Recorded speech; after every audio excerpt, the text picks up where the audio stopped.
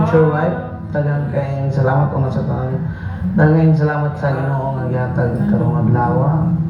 Sa akong future wife, daghang salamat sa pagpaabot karong ngayon na bisan sa kadugay natong mag-ipon, di mo gyapon gipaabot. Doon na akong tako nga magpadayon gyapon imong pagsabot, pagdala sa tong relasyon sa tong mga anak.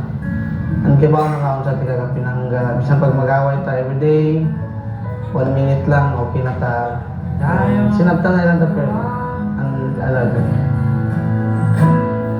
Dumalaw man suliran, hindi ay di alisin. Hello, my loves. It's been 17 years na boyfriend and girlfriend ta and 12 years ta nga nag-live together. Now, sa ingon pa nila nga sa kataas sa posisyon, sa simbahan di ako sa Motuloy. So, from this day forward, magkuyog na ta sa kanindot o kasayon, kapait o kasakit. Ay siya pero. Puso'y sa langit ako